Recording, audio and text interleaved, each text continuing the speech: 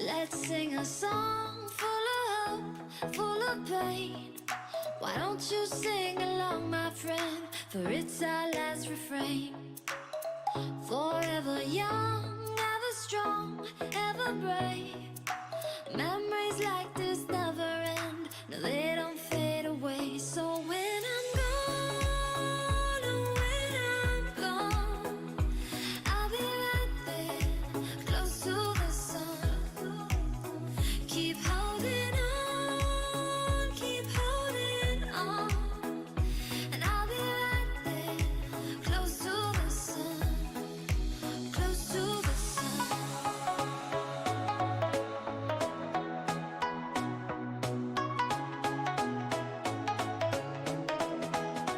Close to the sun.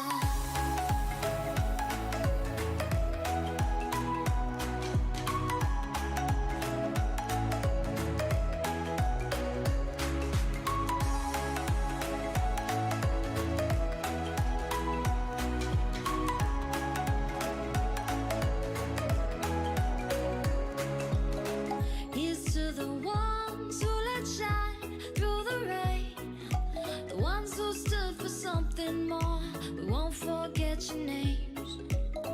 The tide is high, say goodbye, we're setting sail, and all those midnight secrets told, we'll take them to the grave. So when I'm gone, oh, when I'm gone, I'll be right there, close to the sun.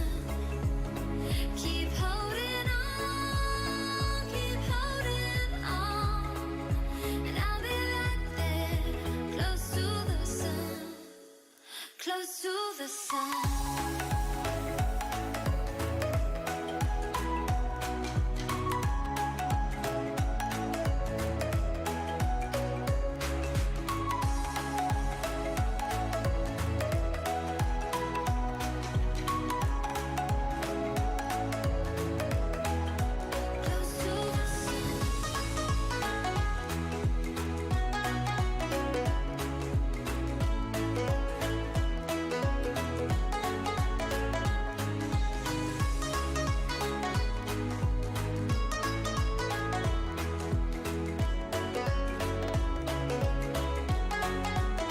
So when I'm gone, oh, when I'm gone, I'll be right there, close to the sun.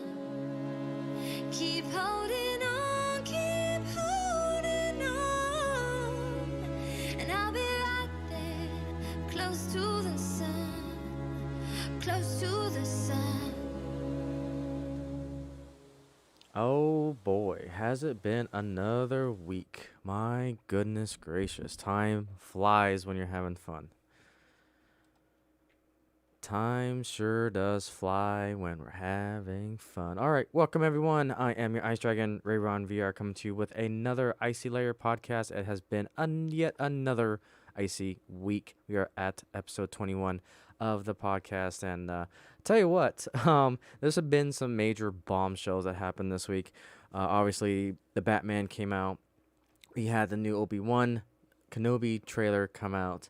And then we've got a spicy little article that has been kind of popular around the interwebs, especially YouTube, when it comes to the Lord of the Rings, the power of the rings. But yeah, we'll see. We'll see how that goes. But so let's talk about the Batman. I have no intentions of watching it simply because that movie is just too long for me. I don't want to try to drive out to the movie theater and sit there for almost 3 hours. It's just not for me, especially with gas prices being the way they are. California, it's in my neck of the woods. It's about 550 that's approaching. So it's been kind of a nightmare to deal with. So I've just been kind of staying home as much as I can. I'm just vegging, but going out when I absolutely have to do IRL stuff. Yeah, it's been crazy. But overall, from what I've been hearing, that seems like it had a good first act. Second act was kind of long, and then third act kind of just failed to deliver. So it's not for me, just not for me. I'll probably end up watching it probably when it goes on streaming, probably on HBO Max, I think it would be on, but we'll see. We shall see. But one thing that I do want to talk about is The Revenge of the Sith Part 2, which is my parody to the Obi-Wan Kenobi series. And man, we're gonna dive into the trailer. I've been debating if I wanted to do an actual video trailer reaction to it, but this week has been so busy for me that I just simply didn't get around to doing it. Because I've got a backlog of manga that I've got to catch up on. I'm like 6 manga volumes behind on doing movie reviews. So I haven't been able to really do anything else. It's been kind of my passion right now to get through all these manga, and I love reading them. They're great stories, and I'd rather put my time into that than trying to, waste any more time dealing with Star Wars and Disney Star Wars. But I decided to wait for this Icey Lair podcast because it just allows me to catch up on pop culture for the week, things that I have missed and things that we can touch up on. So with that, let's go ahead and talk about our first topic of the night. So let's go ahead and break down the Obi-Wan Kenobi teaser trailer. All right, let's do this.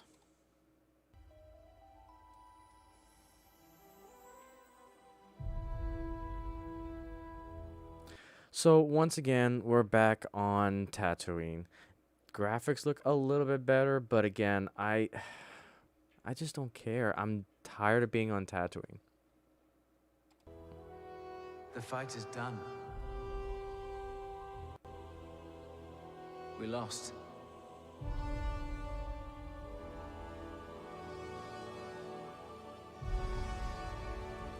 So of course they open up with if I remember correctly, this is Duel of Fates score from Revenge of the Sith. Jangling them keys. Stay hidden. And now we get Duel of Fates, which is from the Phantom Menace. So of course, you're going to get a plethora of eargasm when it comes to member berries, when it comes to jangling keys. I'm not going to lie, though, I did get chills when hearing the score, but it just makes me disappointed that Disney can't come up with their own scores. I mean, they tried for The Mandalorian, and for the most part, all the normies just ate it all up. I mean, I did when it comes to season 1 and 2, but the Book of Boba Fett really just made me blackpill any excitement for Mandalorian.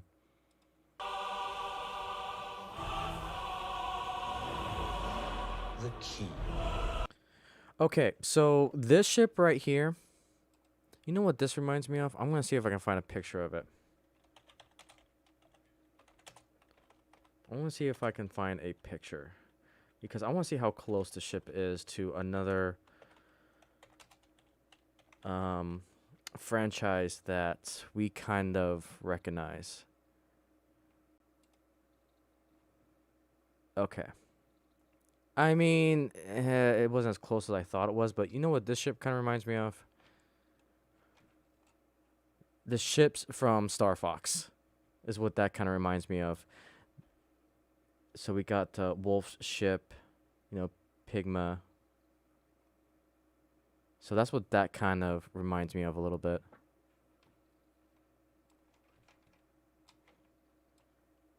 I mean, I got to give a little bit of credit to Disney trying to be original, but we'll see.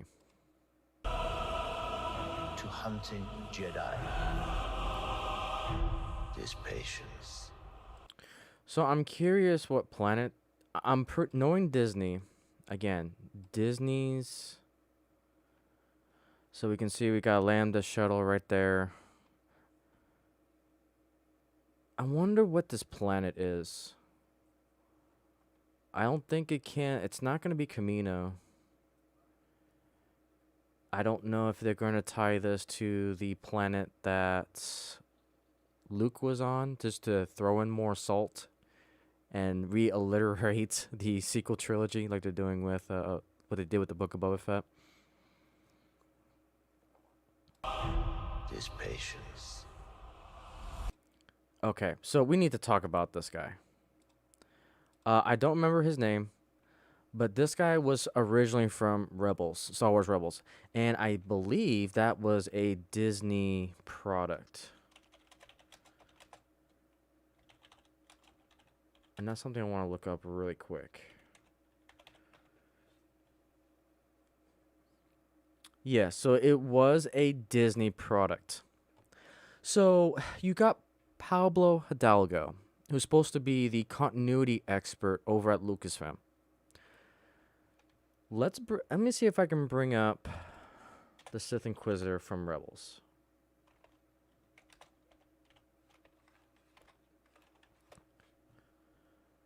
So this has been memed to death, which is hilarious. So this guy is supposed to be the Grand Inquisitor, right? Like, you have Pablo Hidalgo, who's supposed to be the continuity expert, and yet you have this. Grand Inquisitor from Rebels, live action Grand Inquisitor Rebels. You can't tell me that they have missed the mark when it comes to this. Disney, one of the most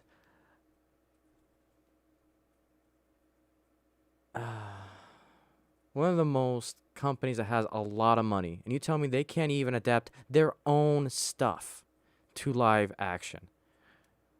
This is a Disney adaptation of its own Disney product. And you're telling me that they can't even get their own stuff right?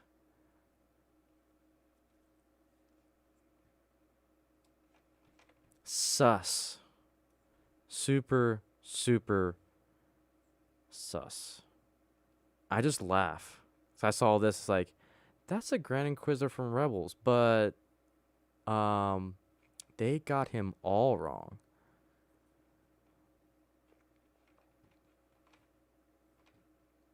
Disney Star Wars, folks. Jedi cannot help what they are. Okay, so we're in that base. Looks like it's underwater. We've got now the official live adaptation of the helicopter lightsabers, which here's the thing about lightsabers. I always prefer innovation with lightsabers. I always prefer something that's innovative with them. These lightsabers get a lot of heat because of the physics behind them, that these guys can actually fly with these helicopter lightsabers. But if I stick with my own rules about lightsabers, I personally like them. I know there's a lot of heat and everything, but I prefer each generation of Star Wars to have their own uniqueness to it. And I will say that I am a sucker for new lightsabers, so I don't mind. I'm excited for them coming to live action, but not in this adaptation. And if they can't fly with them, that's going to be interesting, because they should be able to fly with them, so that's my expectation of them. It's going to be goofy as all hell, and yeah, it's going to cause a lot of plot problems, and how are you going to incorporate that fairly, and yeah. And you can see with the hat there, let me see if I can find the name of this other Inquisitor here. Let's see here.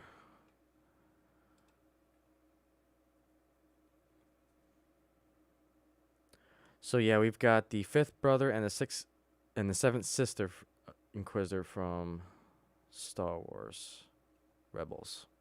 So yeah, there's going to be a lot of Rebels in here. So they're trying to please the prequel fans. Now they're trying to get into the Rebels action. And this is going to be really interesting to see, because they need to do... I mean, they've already started to fail with the Grand Inquisitor live adaptation.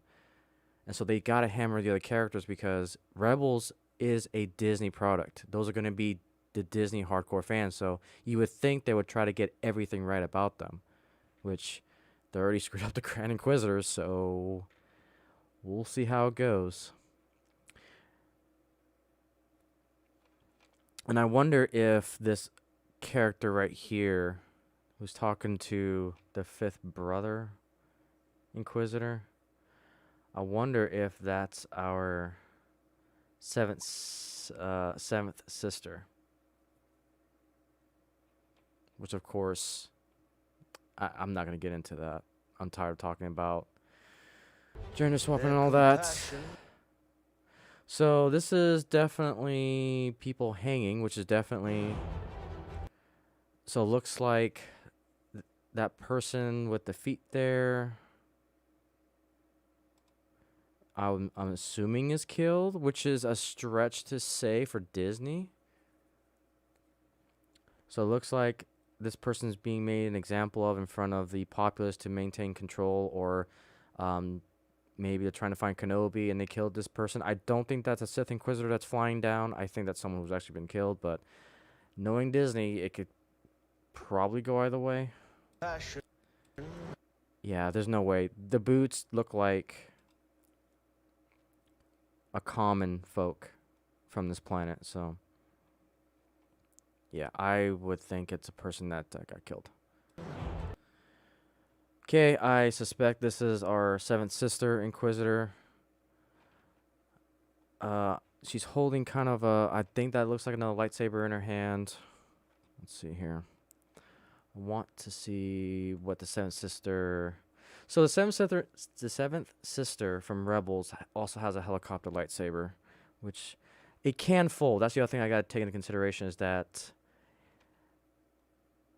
it can fold into the helicopter. Leaves a trail. Uncle Owen, if I remember correctly. Yeah, so if this is a seventh sister, I'm surprised, and I'll show you guys the characters here of who I'm referencing. So that's the seventh sister, and this is, if I remember correctly, the fifth brother Inquisitor from Rebels. I'm surprised they don't have her mask on, but because that's more iconic to Rebels fans. So maybe this is more of the pre-story to her getting the mask. So maybe we'll actually find out, oh, how does she get her mask? We'll probably find out here to tie it all together.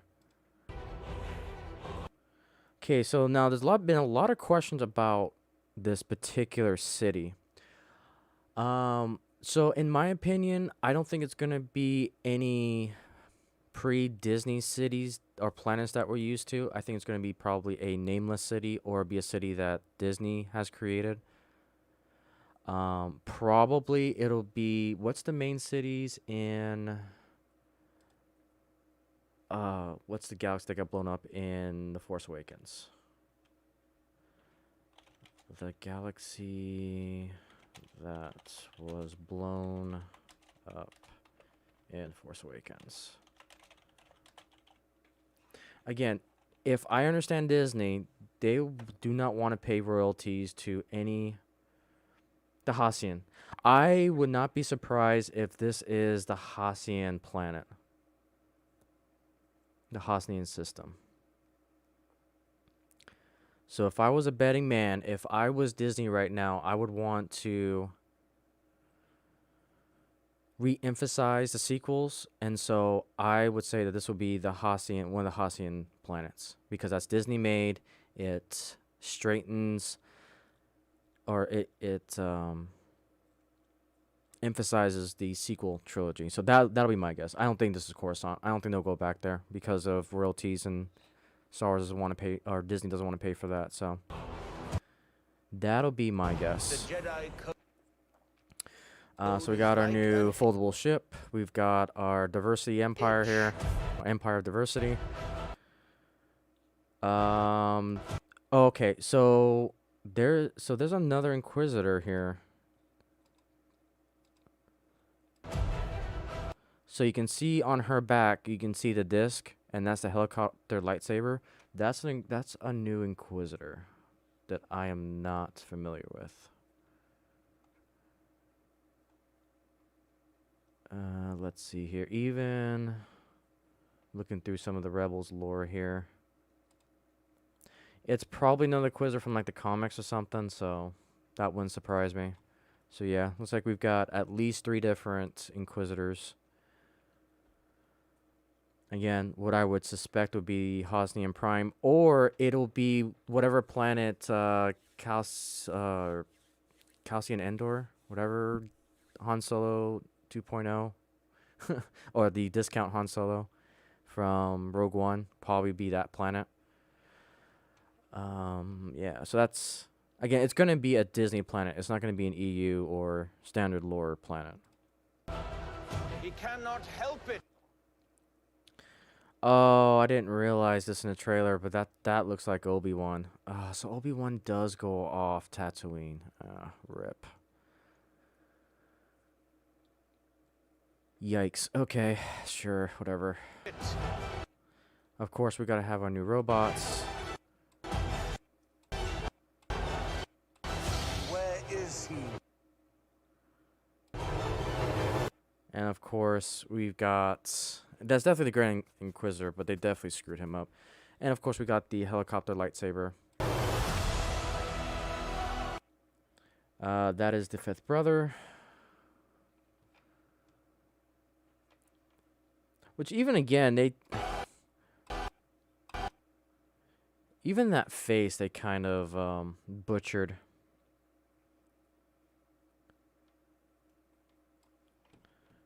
So again, that's the fifth brother. That's what they look like in the anime.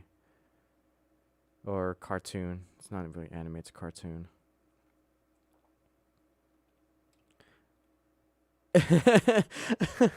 It's so freaking laughable.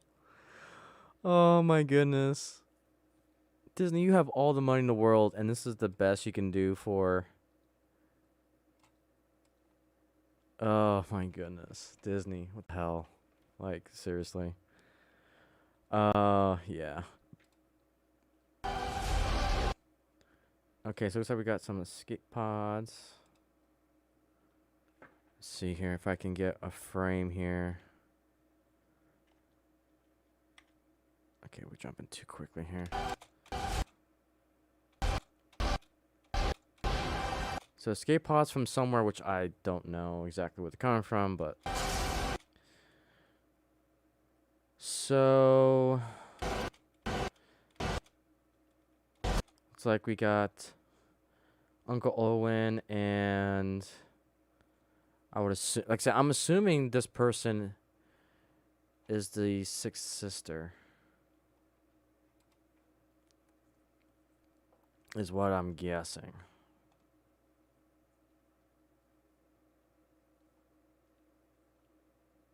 Oh, seventh sister. Sorry, seventh sister. I'm getting them all confused. Like, just give me a name, you know?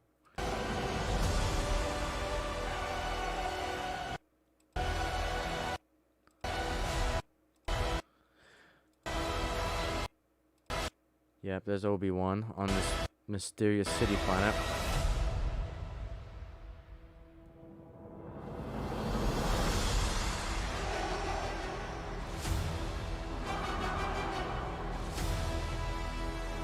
May 25th.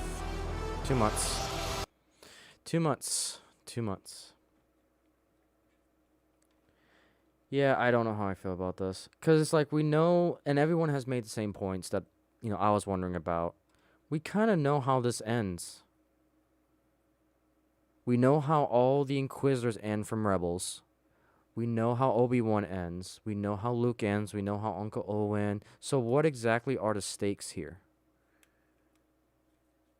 They're just telling a story that we already know the ending to. So, again, it goes back to that magical phrase, it's just content. And that's not how you do storytelling because you already know what the ending is. So what's the point? You guys are smart. You guys know what the point is. Telling a story that doesn't need to be told.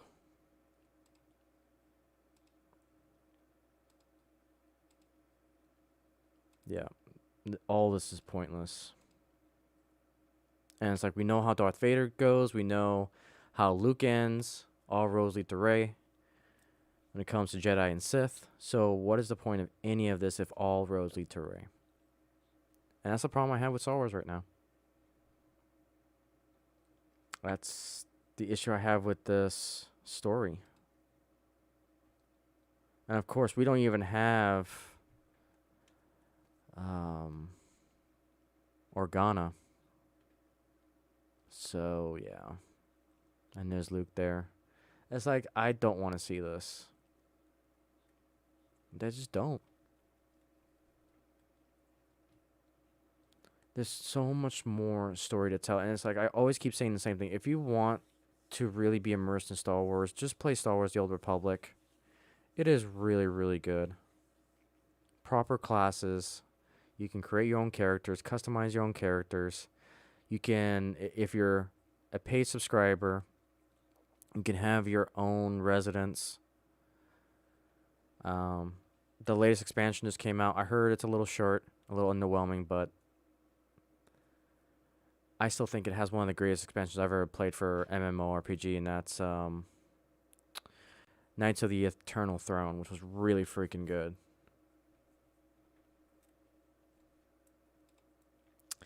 Yep, that's Star Wars. That is Star Wars.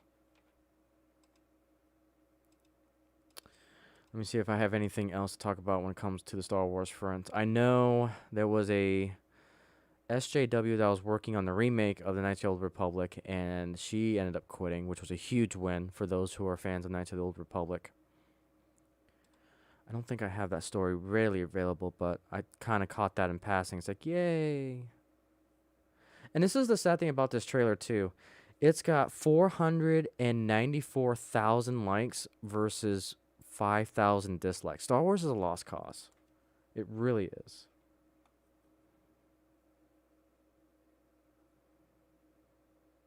And the top comment is the fact that they play Duel of Fates and Anakin's Dark Deeds and Battle of Heroes is insane. Instant chills right there. Yeah. They get you with the music. This trailer is a perfect portrait of the power of music. It takes the visuals we watch with our eyes and finds a way to stir our soul. Or jingle the key so that way you can pay Disney money. Nostalgia baiting. That's all it is. Like, I want that score to just be remembered for one thing, and that is either The Phantom Menace or Revenge of the Sith. And now I'm going to have to, this is going to get tied into Obi-Wan Kenobi. If it's bad, then, it's going to devalue and deface the meaning of the original time that was played, and, the one and only time it should be played. But again, that's just my opinion. Yeah, I can't wait. Hope this is a perfect blend of the original trilogy and the prequels. That's exactly what Disney's doing. Telling a story that doesn't need to be told, because you know the beginning with the prequels and you know how it ends with the sequel, or with the OT and Rebels.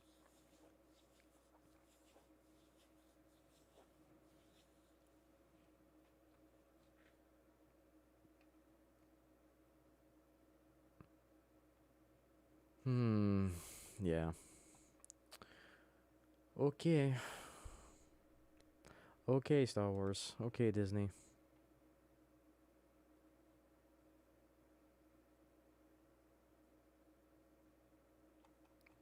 Okay, so let's go ahead and talk about some other things.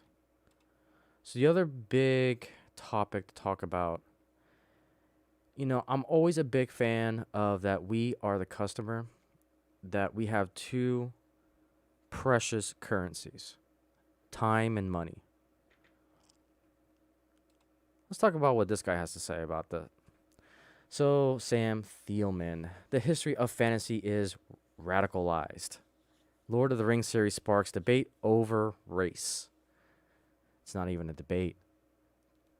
The real issue is the adaptation of Tolkien's stuff and his world in high fantasy. Introduction of character color in Tolkien's fantasy world has some fans complaining, but as others point out, it's not less authentic to cast black actors. As the new Lord of the Rings series gears up for a September launch on Amazon, the company finds itself navigating treacherous, if familiar waters, and has already triggered a fierce debate over race by introducing characters of color into J.R.R. Tolkien's fantasy world. Yeah, they're mad because you have a non-typical, non-realistic character in a high fantasy genre. because you're putting real life lore into a high fantasy. High fantasy is supposed to be escaping from all that. That's the whole purpose of a high fantasy. And just to make sure that we all on the same page here, let's go ahead and bring up a definition of high fantasy.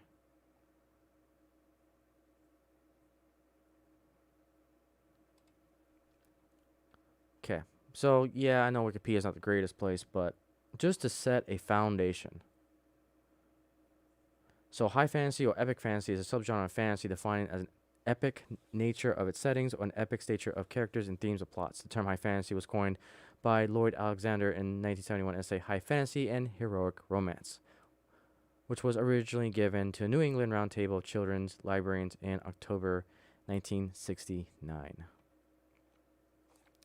So, sometimes regarded as the first example of high fantasy, the works of J.R.R. Tolkien, especially the Lord of the Rings, are regarded as the archetype works of a high fantasy. I can't beat this enough to a dead horse, because high fantasy means alternative fictional secondary world rather than the real or primary world. This is why fans are so upset.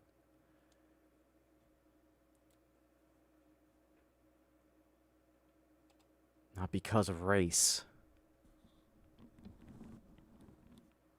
The tech giant has spent a Dragon's Dungeon of Gold on adapting the beloved story famous for its cultist fans, almost $1 billion, some of whom are deeply immersed in the right-wing culture war industry. Yeah, that's bullshit, because right-wing culture is such a label to put on when people just have a different opinion. Like, the art of debate is dead.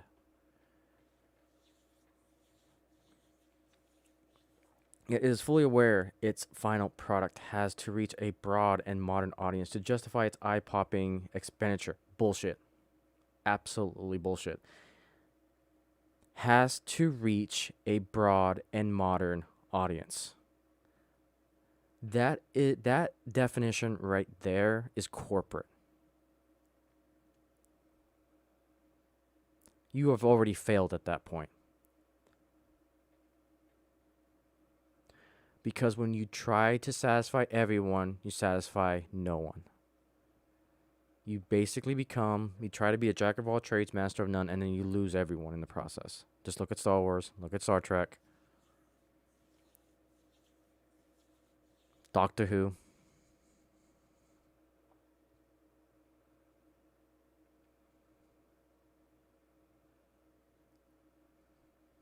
Co-producer by New Line Cinema, The Lord of the Rings, The Rings of Power, isn't part of Peter Jackson's phenomenal, successful Lord of the Rings and Hobbit movies, thank God, but it is intended to capitalize on their success. A streaming series set in the world of Tolkien's high fantasy novels, again, high fantasy, with characters and battles drawn from the interior history of mythology laid forth in the book's extensive appendices. Jackson himself is not involved, but the set of costumes would be right at home in his movies.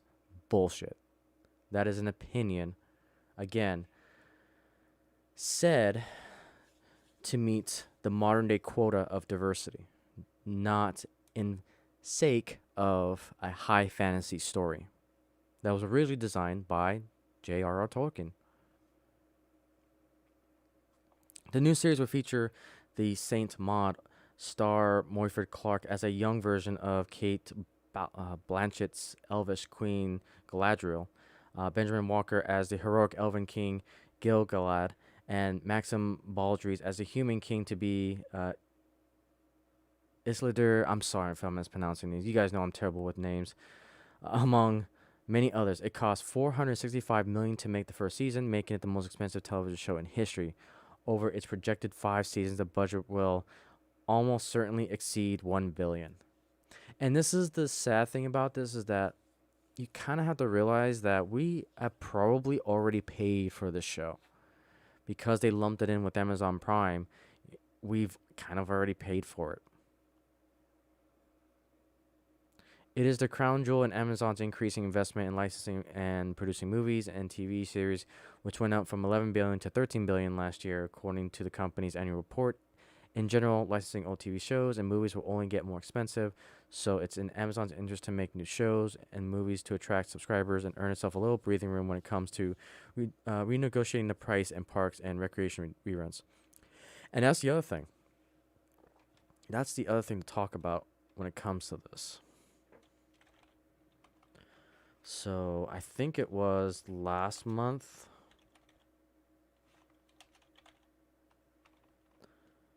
Let's see, Amazon Prime.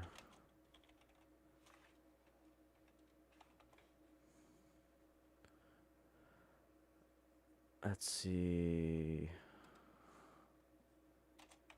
Price increase. Yeah, so for new members, the price increase starting February 18th from $119 to $139, and the monthly fee will go up from $2 from $12.99 to $14.99 for current premium members. New price will apply after March 25th on the date of the next renewal. So, in my opinion, why are they raising this? Because once that price... So here's the other thing. How many subscribers... Let me see if that number is public. How many subscribers does Amazon Prime have?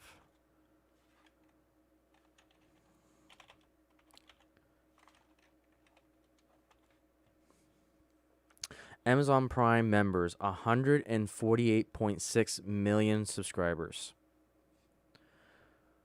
So you're talking about a $2 increase.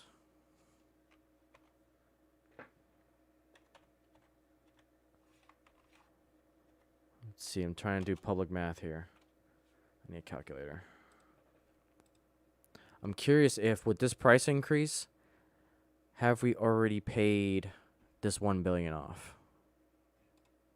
I don't think so, but it'll be a good chunk of change to say the least. So 1.4. Okay, let me just do this the right way. 146 and add a crap ton of zeros. Times by 15. Oh, that is cool. Okay. Yeah, my prediction is pretty much there. I mean, again, this is just... It could be a straw man argument, but I just want you guys to be aware. There are 148.6 million Amazon Prime members.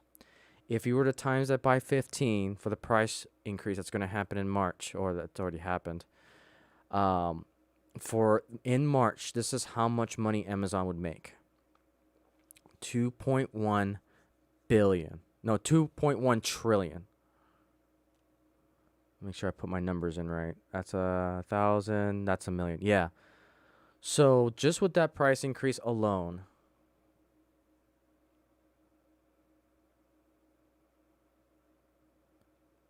Amazon would make $1.1 trillion. How is that? That is so disgusting.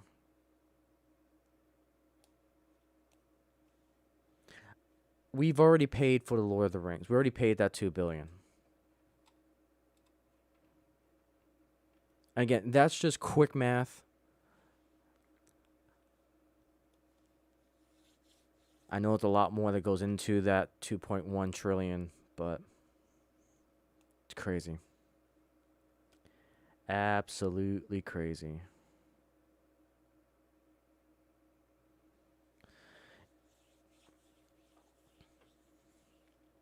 It is in Amazon's interest to make new shows and movies to attract... Okay, I already talked about that. The Lord of the Rings appendices are more of a show Bible, the kind of notes you give to teleplay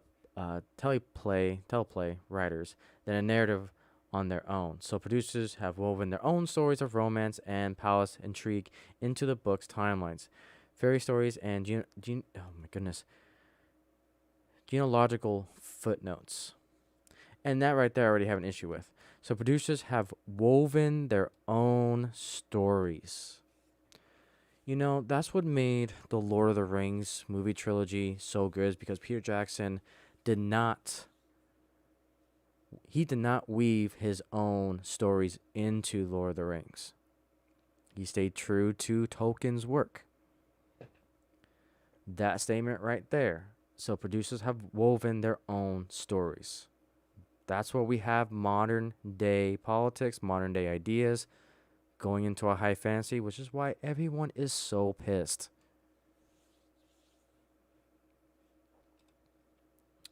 That has allowed them to cast people of color as some of the series' elves and dwarves, pleasing some of the book's fans and angering others. Who are they pleasing?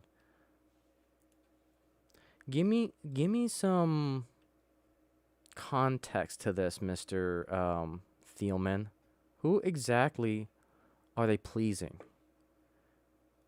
Who are you citing? Again, that's why I don't like the use of pronouns in explanation and debating, because you leave the question of who. Who? Who? Who are you? Who are you? Whoop, whoop. But anyways, I don't know. I don't get it. Recently, Vanity Fair ran a spread of promotional photos for the show, including images of that person as Dora and Princess Dissa, which, again, I don't care about. And then the other warrior must have been, yeah, I don't care. On YouTube, the trailer for Lord of the Rings, Ring of Power, have 67,000 comments as this writing, and thousands of them are the same quote, wrongly attributed to Tolkien about the corrupting and uncreative nature of evil. Evil cannot create anything new. It can only spoil and destroy what good forces have invented and created. It reads in multiple languages. Others were more blunt. Imagine spending millions of dollars to promote your woke social justice were garbage of a film. Way to tarnish a good franchise. Read one. Amazon decided to destroy Tolkien's work because why do a good job when you can just corrupt and force your political beliefs, stated the other, which are true. I mean, Amazon has presented it in the trailer. Non-fans rolled their eyes. South Park retroactively changed its sole black character's name from Tolkien to Tolkien, the kind of backhanded acknowledgement of its own mistakes that are a staple of the irrelevant cartoon's sense of humor. Oh, I love South Park because it's a comedy. Again, comedy's dead nowadays. It's a comedy. Escapism. It's what people yearn for, what people want. It's tempting to dismiss and complaining as the usual internet nerd rage, similar disputes played out when actors of color started taking new major roles in Star Wars productions, but the conflict is also about to rise of two kinds of media empire, not just one. There's Amazon, the crown jewel of the vast business empire of Jeff Bezos, the richest man in the world, and there is YouTube, a place for every dork who likes to complain about pop culture and whose darker corners are a frequent haunt of racism and bigotry. Holy shit, Batman. Okay, let's put this into perspective.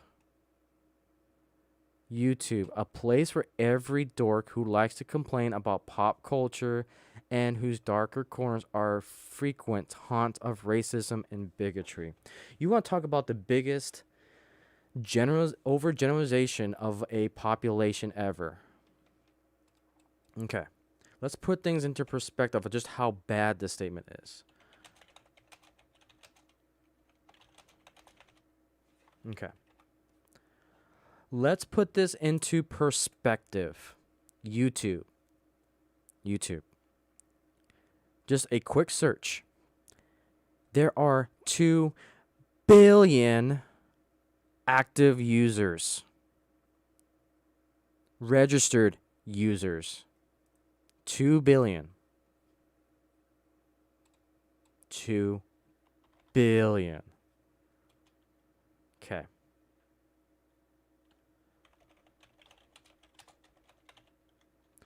Let's put some things in perspective of just how big 2 billion is.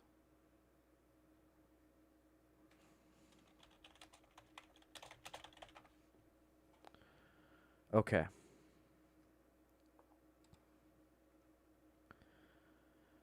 United States. Okay, let me...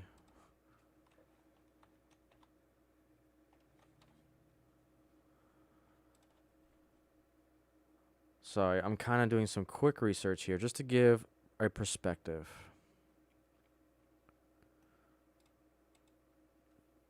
I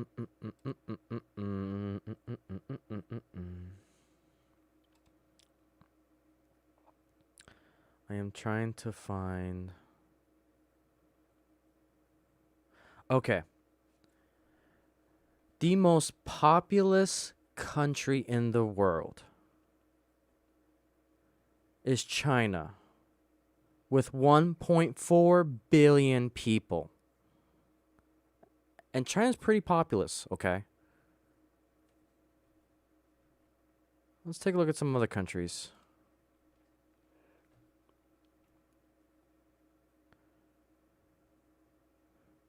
India, 1.3 billion. The United States, 332 million people.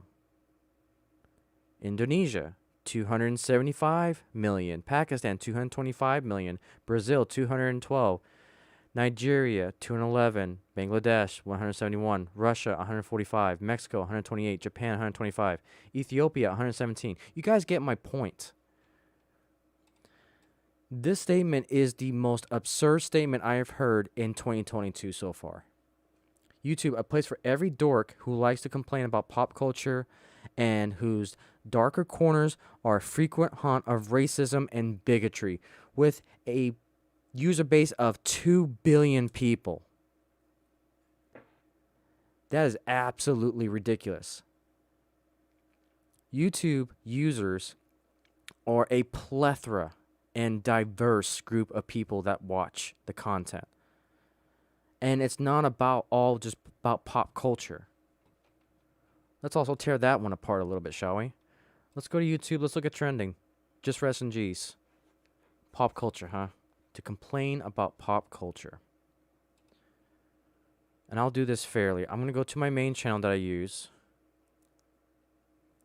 which is my Mythical Railroads. And I'm just going to go to the trending tab. Or the Explore tab. Let's go to the Explore tab. And let's just take a look at what we got here. And I'll go to the trending tabs just to be a little bit fair. Okay. Number one trending is a video on Minecraft. We've got The Boys teaser trailer. We got someone talking about the Rings of Power. We've got a music video. We've got more Minecraft. We've got some short stories about IRL.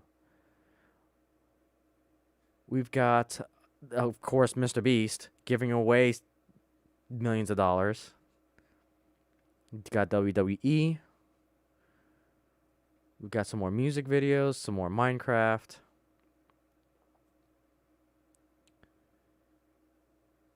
More IRL channels, some tutorials, pets, more gaming content. We've got sports, NBA, Major League Soccer. And I'm looking at all these tabs on YouTube. We've got trending music, movies and shows, live, gaming, news, sports, learning, fashion, and beauty.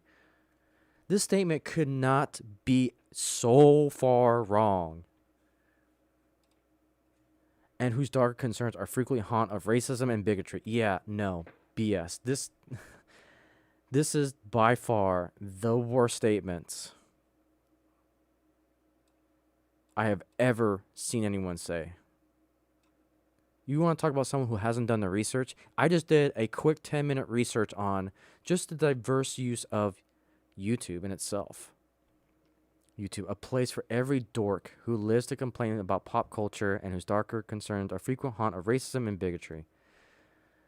Far from the truth. Now, yeah, there may be some sections, definitely the comment section. The comment sections are kind of lost a little bit, especially in bigger videos. But again, it's a place for everyone.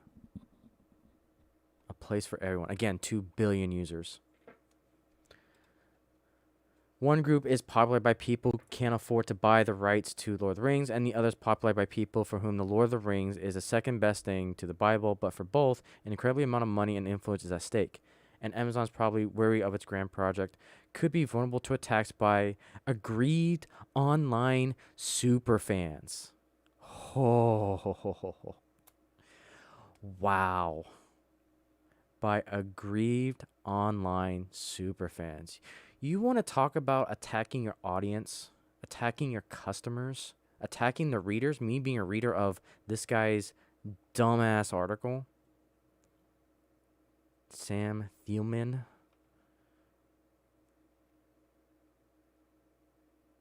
Superfans. By aggrieved online superfans. My goodness. I am a normie when it comes to Lord of the Rings. The three movies are considered classics, timeless, and definitely the best movies of all time. For me personally.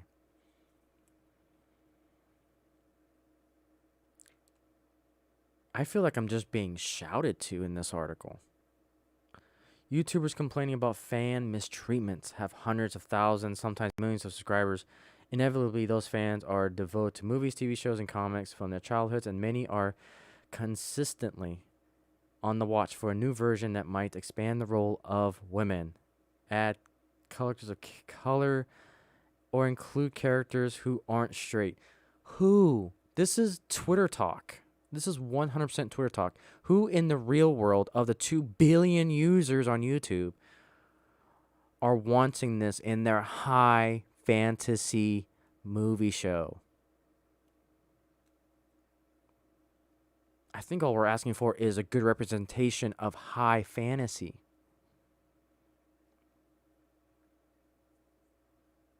When they're riled up, they can coordinate broad campaigns of harassment and even threats of violence across social media and skew perception of public opinion. Oh man, this article just lies through its teeth, doesn't it?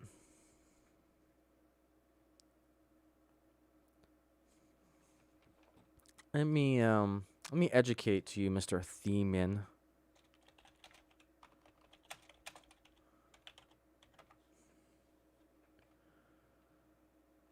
Let me do a quick little search here. If there's one website I adore going to, it's the Merriam-Webster Dictionary. The dictionary. You know, the book that has thousands upon thousands of words. Debate. A contention of words or arguments. A regulated discussion or proposition between two matched sides. The formal discussion of motion before a deliberate body according to the rules of parliamentary procedure. To argue about, to engage an opponent in debate. To turn over in one's mind to think about something such as different opinions in order to decide. To contend in words. To discuss a question by considering opposed arguments. Where in these definitions of debate do you see radicalization?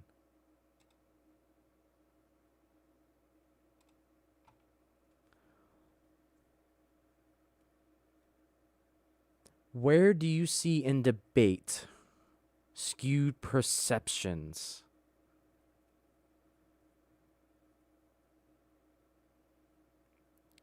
Debating is all about expanding one's knowledge and perception of a disagreement.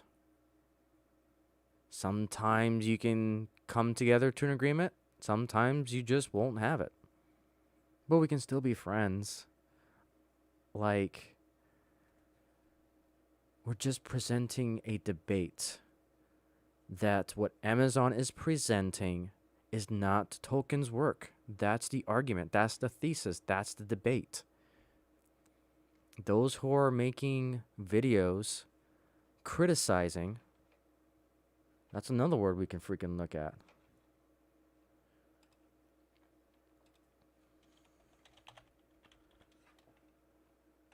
Let's look at criticize.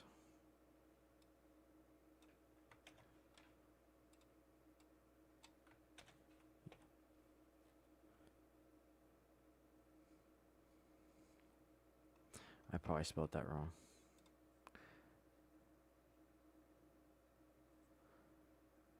Yeah, I definitely. I'm a dragon. I don't know how to use the English language sometimes. Okay, criticize. To consider the merits and demerits of a judge accordingly, to find fault with, point out the faults of. Again, where in here do you see skewed perceptions? Debate and criticizing gives us the full picture of knowledge. We always debate knowledge to gain knowledge. We always criticize knowledge to learn more knowledge. It's the circle of life when it comes to self-improvement. It's the sort of thing that often meets with approval of broader right-wing media, which will sometimes fan the flames of a useful controversy. Useful controversy. You want to talk about some wordsmithing, my goodness. Tons of social media trolls have gone on to jobs on cable television. Oh, God. This article's so bad. In human terms, being the target of right-wing hate campaigns can be draining and depressing. In business terms, it can really mess with the marketing budget, and the kind of power is attractive to permanently aggrieved pop culture devotees. So you're on the side of the corporate. Cool. Would not surprise me if you've been bought by Amazon to make this article, which, again, that's all about journalism, is also journalism equals integrity, and if you lose that integrity with the customers, you're not going to get paid and you won't have a job. That's how capitalism works. The extremely a protest over the unrealistic presence of a black dwarf princess feels silly, considering the stories themselves are about wizards and magical rings and the occasional dragon.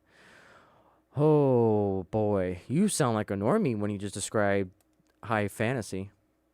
At least I have the dignity to actually try to research what high fantasy is by the general acceptance of the audience. You make up a lot of bullshit. Oh boy, this article is giving me a really bad headache. But audiences say that author of Fantastic and the associate professor at the University of Michigan are not wrong when they say that the black characters seem like they just don't belong in the notorious white fantasy genre. White fantasy, wow. It's high fantasy for one. Two, white fantasy you just made up to fit your narrative.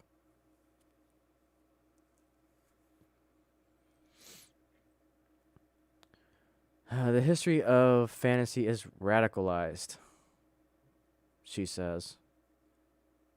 The history of fantasy is radicalized. That's got me curious. History of fantasy. What's the first thing that pops up in Google when I type in the history of fantasy?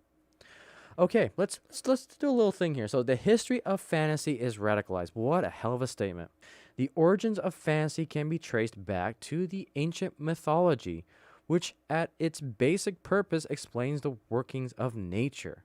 For example, the story of Prometheus, who felt pity for the mere mortals of earth, and so he gifted them with fire. Doesn't that sound cool? Then the history of fantasy was radicalized. People are used to seeing fantasies and fairy tales as all white. No, I'm actually there for good stories. I don't give a shit what color they are. Or let me rephrase.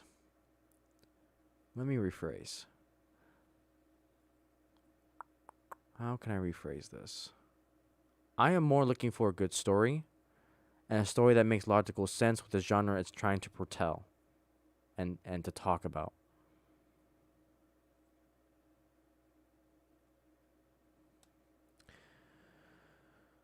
Particularly in Fox medieval or magical medieval settings, Thomas explains. Oh my goodness. Because during medieval times, you don't have, I hate to break it to you, but history can kind of tell us exactly what happened with race and all that. We're taking them out of the dream space. We're taking them out of how they imagined it could be, and so it feels off to them. So that's why they're saying, who are these people This is not what Tolkien intended. It's not accurate. What in the world? That's the whole point of a high fantasy. That's the pure definition of high fantasy, is to escape that it's not real world. We want to be thrown into this new world. We want to escape. That's the whole point. Of course, you're willing to go back to the poems and legends that inspired Tolkien. You will definitely find characters who are not white. Of course. So here's the thing. This is a really, it's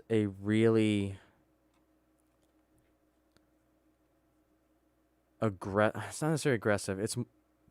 It's more trickster writing. I can't think of a better word, or facetious writing.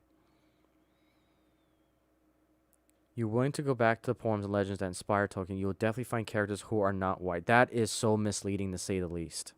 Yes, there are non-white characters, but it depends on the roles and where they're at in respect to the story.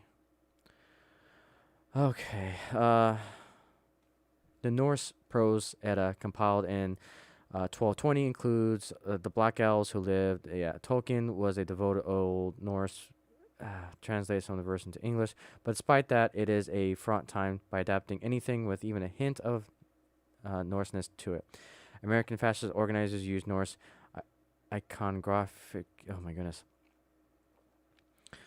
Iconography. I'm sorry, I can't say words sometimes. Publicly in lieu of more easily recognized swastikas and Confederate flags. American European heritage groups are obsessed with Norse. Okay, yada yada yada. That's all symbols and stuff. Some devotees are refusing to see that ground, arguing that such symbols are fantasy more broadly. Okay, this is so stupid. Let's get some more stuff that's actually more relevant than trying to project a narrative. In fact, despite its array of wizards, magic objects, wearing races, and deep wells of mythology, The Lord of the Rings is a decently non-threatening tale, fundamentally a comforting story of middle-class heroes of multiple races who triumph over enormous odds to save the way of life by working together against a common foe. This is a poor soul of exterminationism. What in the world does that mean? Hang on. Wordsmithing. These are big words. Your word you have entered isn't in the dictionary.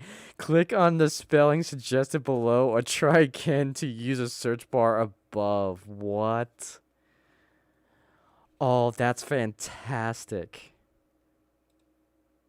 This isn't even a word.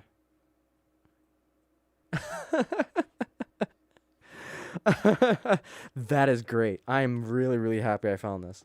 Not even a word. So when I can't even find it in our dictionary, that loses all credibility for me.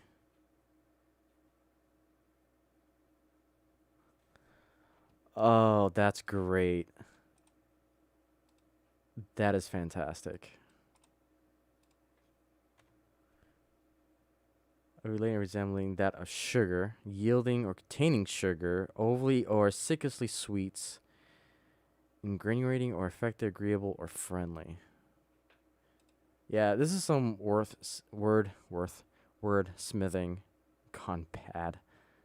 I don't think these books are fascist, wrote the great British fantasist Michael Mormock in 1978, but they certainly don't exactly argue with the 18th century enlightened Toryism of which the English comfort themselves are so frequently used in upsetting times.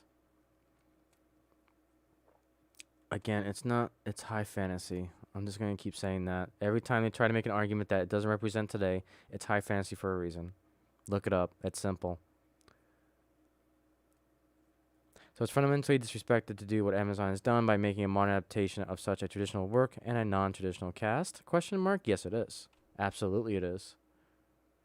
Thomas, who loves Tolkien, doesn't think so.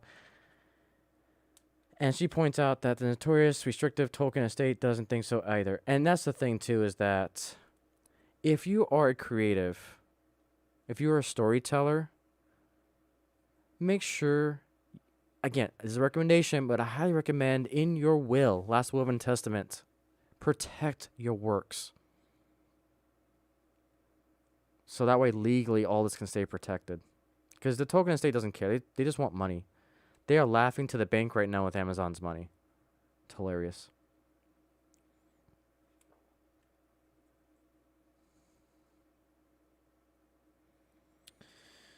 And she points out that the notorious restrictive Tolkien estate doesn't think so either. So either in the case of Tolkien's official interpreters are far less concerned with uniform pigmentation among with the cast, and they are with making sure that the new show doesn't touch the potentially lucrative events of the Silmarillion, a posthumous novel that the estate would sure like to see sold to a big movie studio for gobs of cash, of course.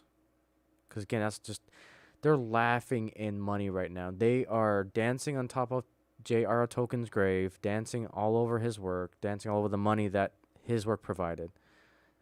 That estate doesn't have to work another day in their life. The question, Thomas says, is not merely of accuracy but authenticity, and given the race is arbitrarily constructive anyway, it's not somehow less authentic to cast black actors than it is to cast white ones. Why does it fucking matter? My ancestors have been there, or been here speaking English for 10 generations, he says. It's not the case that some strange people who are not from Anglo-American culture are suddenly demanding representation. We've been here for centuries. We've been existing. That doesn't matter. It's high fantasy. It's the way George R.R. Tolkien wanted it to be. This is probably the worst article I have ever come across. It's disgusting. It feels like I'm being preached to as a customer. And I am a normie who knows that high fantasy does not equal reality. And even by the term fantasy,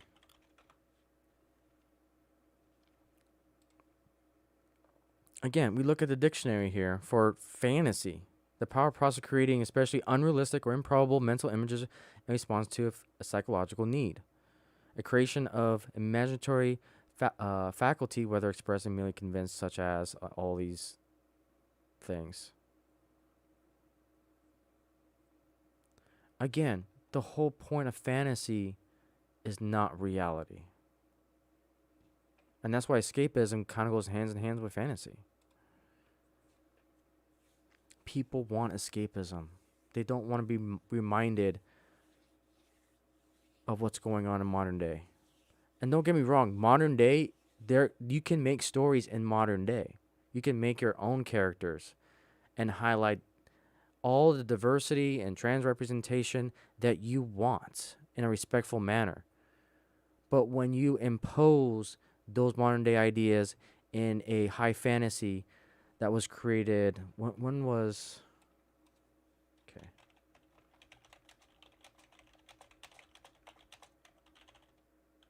When was it created? 1954. 1954.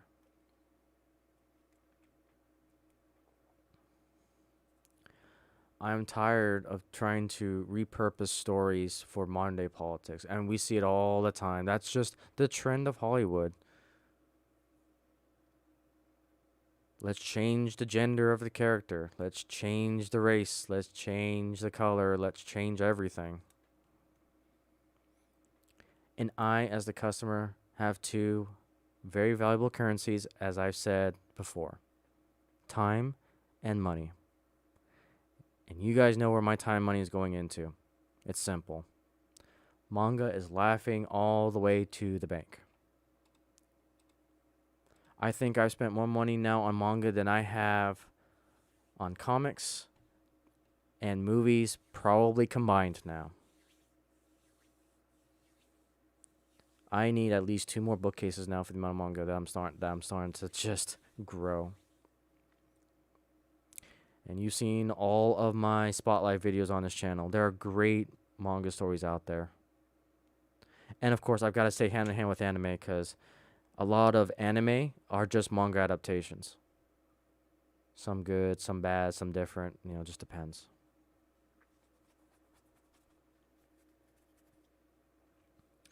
Yeah, I saw that article and it's like I needed to talk about it because that article explains the foundational problem of entertainment. Just does. Just does. Some other things I kind of want to hit on.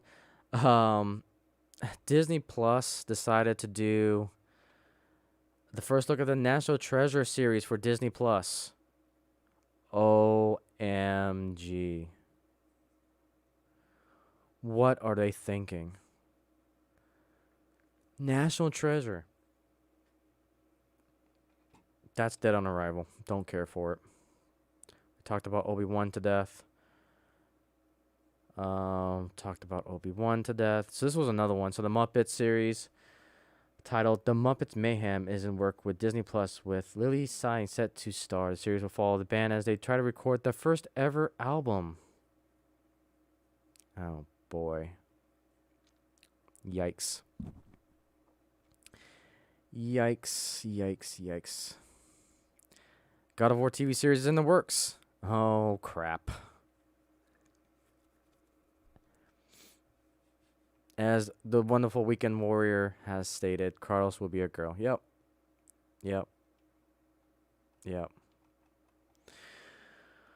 And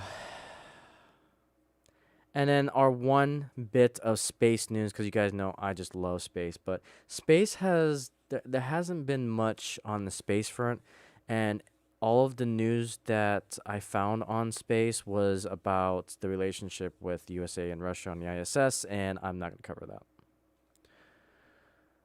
cover that. And so really the only big news is that SpaceX is turning 20 years old today. And then also we've been getting news that the Mecha Godzilla crane had one of its claws disassembled and removed. So, everyone's wondering, was it a setback? Was the test successful? Are they upgrading it? So it's kind of a mystery what's going on with the SpaceX complex over in Texas with Starship. So hopefully it's for the best. Hopefully they're upgrading it. Hopefully they found some issues that needs to be addressed, but we'll see. We shall see. All right, and that is going to bring us to the close of episode 21 of the Icey Lair. Again, the two big news I really want to talk about was we got the new Kenobi trailer, which, again, I'm concerned about. And kind of my final thoughts on it is I suspect that Obi-Wan, I originally thought from this trailer that Obi-Wan wasn't going to leave the planet, but clearly he does. But it also feels like we're going to get set up for a potential another character that will follow around versus Kenobi, because, I have a sneaky suspicion that Kenobi will stay mostly on Tatooine, but then we'll get introduced to a multi-diverse other characters that Disney will put in, and we follow them around as they fight the Inquisitor Sith on other planets, and we won't see Kenobi much. That's my predictions on that show. And then the Lord of the Rings article, which was a direct attack on consumers. So, yeah, those were definitely going. I knew they were going to be dominant articles for this podcast. So things coming up from me. So I'm continuing my work on my other channels. I will continue to work on the manga books. We'll have the Mangaverse podcast coming up on Monday. We'll talk more of the upcoming stories that I'll be reviewing, and some more articles on how manga is just killing it right now, and the American Western comics continues to dig their own grave. Yeah, manga's laughing so hard right now. So hard. So I'm going to continue to do that throughout the week. And let's see what else. Yeah, I pretty much have nothing else. For you guys. So with that, feel free to leave a comment down below. Feel free to like, comment, and subscribe. And with that, wing hugs to all, and to all a good night.